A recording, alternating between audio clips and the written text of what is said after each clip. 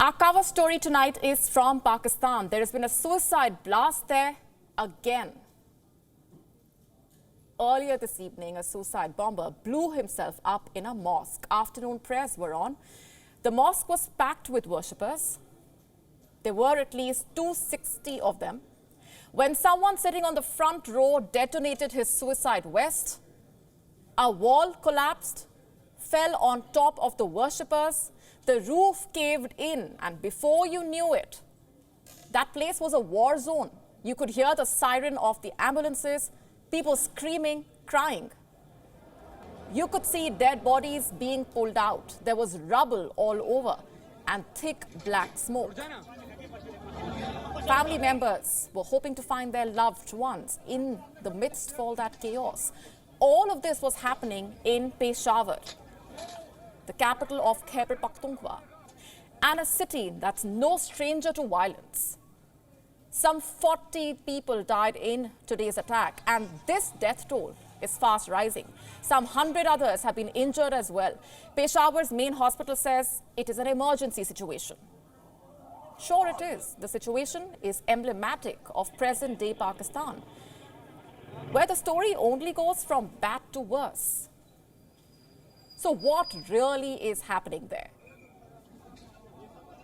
If I were to be brutally honest, this is Pakistan paying the price for nurturing terror. I'll tell you why.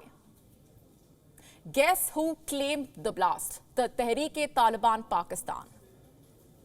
That sounds quite familiar, does it not? We will get into the history in a bit. What you need to note at this point is that the terror group calling it a revenge attack. The terror group is calling it a revenge attack. And revenge for what? For Omar Khalid Khursani. He was a TTP commander and he was killed last August in Afghanistan. This is a classic case of chickens coming home to roost. The Tehreek-e-Taliban is a story we have told you time and again on this show, but tonight begs a recap. The TTP is Pakistan's very own Frankenstein's monster. Pakistan's deep state helped create this demon. It was nurtured by the ISI and it grew alongside the Afghan Taliban between 2001 and 2021. Somewhere in between, it decided to turn against its creator and wage a war against Pakistan. In 2008, the TTP bombed the Marriott Hotel in Islamabad. In 2009, the group attacked the army headquarters. In 2014, the group attacked a school in Peshawar. I am sure many of you recall the episode. Some 150 people were killed in the attack, 150 people. 131 of them were students. Students who had nothing to do with the TTP or the establishment. They were simply caught in the crossfire between the two. And then a so-called peace deal was struck, which the TTP recently decided to call off. You see, things have only gone south ever since Kabul fell. The TTP has regrouped. It is holding soirees in Pakistan. And today, the terror group claims large parts of territory in the western frontier regions of Pakistan. It has even announced a parallel government. The TTP has a history of attacking the state and the police, and today was no exception. In fact, reports say there were many serving officers praying in the mosque when the suicide attack struck. And come to think of it, the government of Pakistan should have seen this blast coming. Also, what was Pakistan's intelligence doing? Around a month ago, Pakistan had pledged to wipe out the TTP. There were talks of launching an all-out campaign, dismantling TTP's networks, going after its leaders, eliminating its commanders. So just what happened? Now, Prime Minister Shehbaz Sharif says those fighting against Pakistan will be wiped out from the face of the earth. Well, that's just old wine in a new bottle. And guess what? No one is drinking it. For how long will you bluff the people?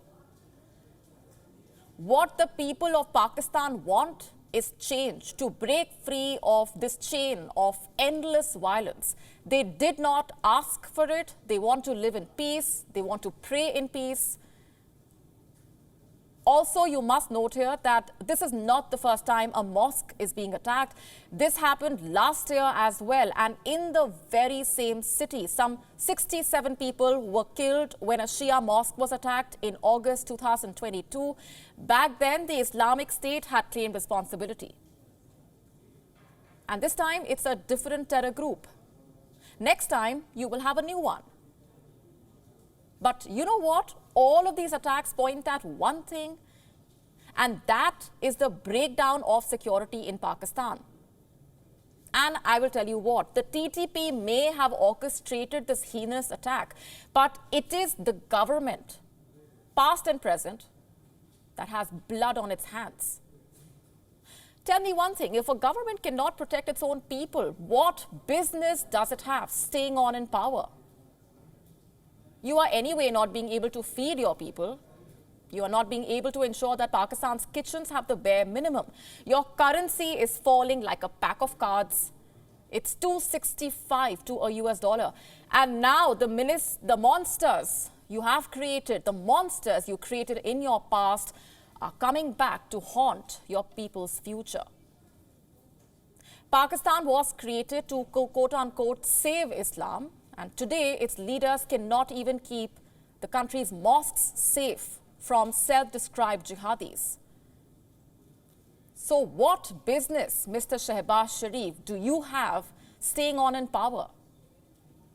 We are waiting for your answer, and so are your people. WION now available in your country. Download the app now. Get all the news on the move.